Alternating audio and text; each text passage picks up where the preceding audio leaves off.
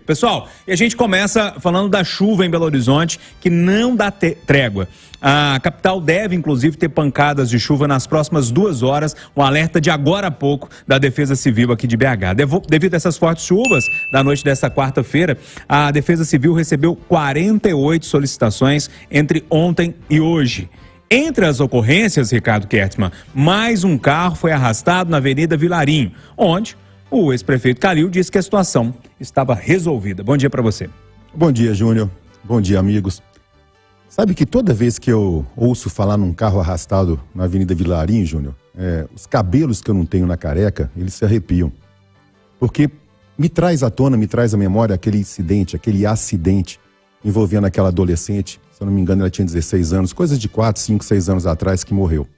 Naquela época, o ex-prefeito Alexandre Calil, daquele jeito bravateiro que lhe é peculiar, ele foi ao local do acidente, né, e confessou praticamente que aquilo era um assassinato. As palavras dele foram mais ou menos assim: isto aqui não pode acontecer, isso aqui não é acidente, isso se trata de assassinato, tem pessoas morrendo e a responsabilidade é minha.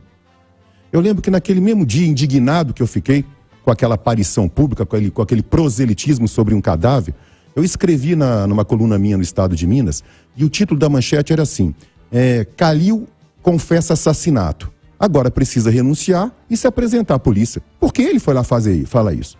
Bom, deu um bafafá danado. Resultado, anos depois, nada aconteceu. E a gente continua vendo esse tipo de coisa no Vilarinho. Em 2021, naquelas chuvas, que foram as maiores chuvas de Belo Horizonte, ele de novo veio a público com aquele jeito dele, brigando e xingando todo mundo, porque a culpa é da população que joga coisa no bueiro, que a culpa é de todo mundo, menos a do poder público, menos a dele.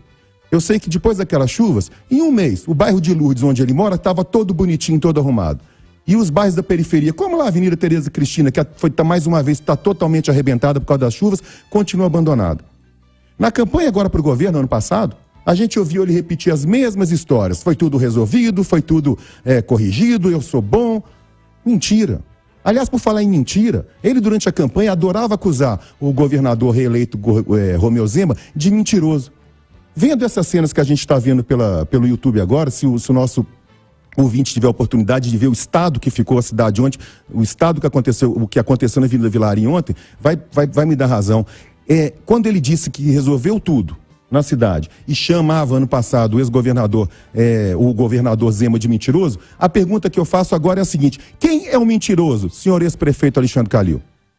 Eduardo Costa, mais uma vez a Vilarinho, daqui a pouquinho mais uma vez a Silviane Brandão, daqui a pouco mais uma vez a Tereza Cristina, os problemas que você fala aí há pelo menos 40 anos no rádio. Bom dia. Só na Itatiaia agora, bom dia para todo mundo, só na Itatiaia agora brevemente nós vamos bater 38 anos de maio. Nesse período todo, exceto Maurício Campos, que muita gente acha que quem domou o Arrudas aqui na parte baixa da Praça da Estação, atrás, foi o Hélio Garcia, não. Ele estava prefeito quando as obras foram concluídas. Mas quem domou, quem foi a Brasília 1 milhão de vezes, a ponto de um dia, eu já contei isso 10 vezes na rádio, vou repetir, o então presidente Figueiredo perguntar ao Mário Andreasa, poderoso ministro, o que a gente precisa resolver lá em Belo Horizonte, Minas Gerais, para a gente ganhar a eleição? Ele falou, questão do Arrudas. Ele falou, gente, chama esse cara para a gente conversar, ver o que precisa. Ele falou, não, só tem que conversar com o Maurício, Arrudas é o Ribeirão. Então, o Maurício é uma exceção. Todos os outros têm culpa no cartório. Todos. E muita. Mas, como bem disse o Kertzmann, o penúltimo, o tal do Calil, ele achava bonito dizer que não conversava com a Marília Campos a respeito do assunto. Com ela, não. Com nenhum outro prefeito. Com nenhum outro prefeito. No auge da pandemia, chegou a impedir que ônibus de outra cidade de Minas entrasse aqui. E se comprazia de dizer que não tinha dinheiro do Zema, que não queria falar com o Zema. Depois que ele saiu, o Fuad, a Marília e o Zema se sentaram e o dinheiro começou a andar. Só que a obra não ficou pronta. Então, eu culpo todos os ex-prefeitos, todos os ex-governadores, exceto, no caso de governador, o Zema e o Francelino, no caso de prefeito, o Maurício. Mas a recente administração contribuiu muito para essa situação que nós estamos hoje, como bem disse o Kertzmann. E isso precisa ficar claro, porque nós somos um povo sem memória. Ô, Mal Camargos, o Ricardo Kertzmann e o Eduardo Costa colocaram a culpa aí no Calil e em outras administrações. A gente já tem um tempinho aí que está com o Fuad também à frente, e ele, inclusive, era vice do Calil. Já dá para começar a cobrar de forma mais firme também de Fuad Noman? Bom dia. Fuad precisa sim dar resposta, uma vez que ele foi eleito como vice a partir de uma plataforma que colocava como uma das prioridades a solução dos problemas da chuva. Foram investidos 124 milhões na Vilarinho. A obra começou em março do ano passado e não terminou antes da chuva. Ou seja, 10 meses de obras, as chuvas chegaram de novo, o resultado está aí. Mais que o arrastado, prejuízo para os cidadãos e, pior, ameaça a vida das pessoas.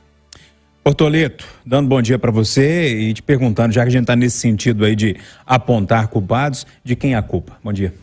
Bom dia para todo mundo. Eu falei aqui ontem, vou repetir. É muito triste ver um homem público mentir descaradamente como mente. Eu falei aqui ontem que é estranho para quem acredita no que o Calil falou, ver as cenas que nós estamos vendo e os nossos ouvintes podem ver também pelo YouTube nosso. A mentira é um crime tão grave que ela tem a habilidade de apaziguar o nosso coração. A gente escuta uma mentira, a gente fica mais brando, mais leve, e isso acaba pautando o dia a dia dos homens públicos, que às vezes não estão atentando para a real gravidade do que a gente vive há tantos anos aqui em Belo Horizonte, porque todo mundo que sobe no palanque fala mentira. E fala que vai resolver, que está sob controle. Não, não está. As imagens são claras, não está sob controle. E para poder controlar, tem que ser alguém que fale a verdade e resolva a questão. Pega no chifre e resolve. Tem como resolver? Se em tantas outras cidades resolve, por que a gente não consegue resolver? Porque ano após ano a gente vai mentindo e vai amenizando o problema. O problema é grave. Ô Júnior, eu peço ao ouvinte de Itatiaia, que é um ouvinte fiel, que nos acompanha há muito tempo, para lembrar. Desde 1992, quando pela Itatiaia eu fui cobrir a ECO, o encontro de chefes de Estado do Rio de Janeiro para tratar do meio ambiente, foi o segundo, o primeiro tinha sido 20 anos antes de Estocolmo, desde 92 que eu repito aqui. Não é brincadeira a história do aquecimento dos oceanos e da Terra. A cada ano, Júnior, gente, a cada ano as chuvas vão ser piores, mais torrenciais. E para cidades como Belo Horizonte, que é um caldeirão, elas terão consequências mais graves. Pessoal, vamos virar a página aqui e escuta essa aqui. Vamos ver o que vocês acham dessa história toda. O STF determinou a apreensão da carteira de motorista e também do passaporte de pessoas endividadas e inadimplentes. A medida tem como objetivo obrigar devedores a quitarem as pendências. As penalidades, Leonardo Bortoleto, incluem a proibição de participar de concursos públicos e licitações. Motoristas profissionais que usam o documento para ganhar sustento, não, esses não podem ter a carteira de habilitação apreendida. Até que ponto isso faz sentido para você? Até que ponto é um exagero? Como é que você lê essa história? Eu só acho o momento, às vezes, inoportuno. Nós estamos vivendo ainda uma crise, todo mundo está falando com problema, apresenta um número de milhões e milhões de pessoas que passam fome, e aí em cima de uma dívida você ainda não pode ter outros benefícios normais, naturais. Tem dívida, tem que pagar, mas eu acho que tem que ter o meio termo nesse momento. Se for proibir todo mundo que está devendo, Ricardo Kietzmann, de participar de concurso público e empresário que está devendo participar de licitação, não vai ter mais. Sabe, Júnior, eu acho que toda medida, né, que venha favorecer a justiça, e nesse caso a justiça seria obrigar o devedor que tem dinheiro e não paga a pagar as dívidas, eu acho que ela é benéfica. Mas nesse caso específico, de CNH, de Carteira Nacional de Habilitação e de passaporte, eu não concordo de forma alguma. Primeiro, que o argumento da justiça a pessoa que tem o direito de dirigir a uma concessão do Estado, ela não precisa ela mesma dirigir, ela pode se locomover através de ônibus, através de Uber, de táxi, pouco importa. Essa justificativa para dizer que não está cerceando o direito de ir e vir da pessoa. Mas ok, eu pergunto, se uma pessoa tem um idoso dentro de casa, se uma pessoa tem um filho pequeno dentro de casa, acontece um acidente doméstico, ele precisa sair às pressas para levar essas pessoas ao hospital, e ele não tem carteira de habilitação, como é que ele faz? E com relação ao passaporte, você tirar o passaporte, que também, segundo o argumento da justiça, é uma concessão do Estado, quando você tira o passaporte da pessoa, você praticamente a coloca em prisão, não domiciliar, mas em prisão territorial. Você a obriga a permanecer dentro do país. Então eu acho isso completamente exagerado, completamente indevido. E pegando o gancho na sua pergunta, eu fico pensando o seguinte, o maior devedor do país é a União. A União não é uma pessoa, não tem um CPF, mas ela é representada por um monte de político e governante que há anos governa mal o país, saqueia o país. Esses caras devem pra caramba e com eles tudo bem, não acontece nada.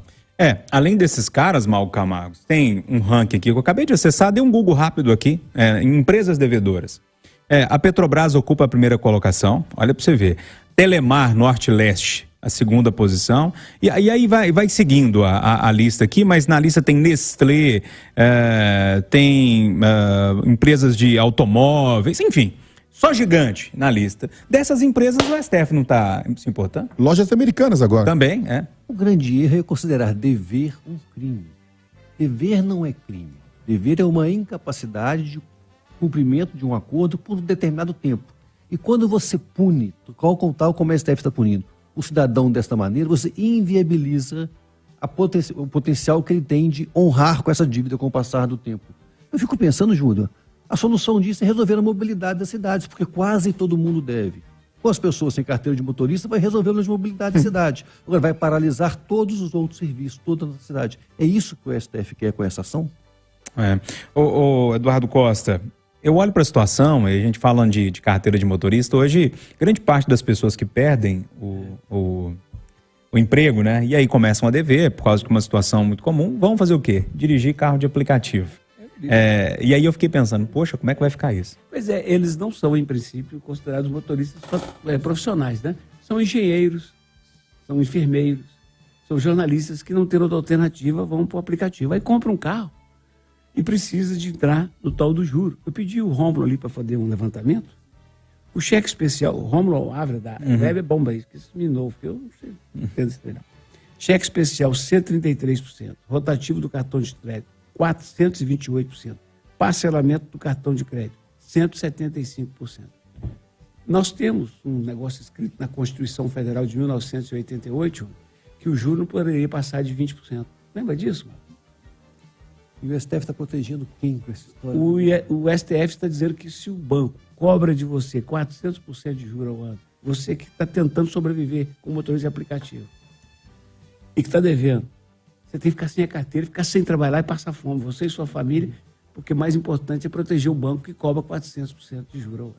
Ô, Júnior, eu estou ficando num desânimo, sabe por quê? Na boa. Por isso que eu já falei muitas vezes aqui que eu sou contra o estilo da juventude. A gente tem que morrer. Eu não estou com pressa, não, mas a gente tem que parar e morrer. Porque vai chegar uma hora que você não tem mais o que falar para as pessoas terem esperança. Ô, Júnior, nós escutamos hoje no jornal da Itatiaia que o Conselho Nacional de Justiça, CNJ, que é vinculado, que é o STF, dizendo, obrigando os juízes e funcionários da Justiça a voltar a trabalhar. E veio um representante dos trabalhadores, não estou nem culpando ele, nem os trabalhadores, porque cada caso é um caso.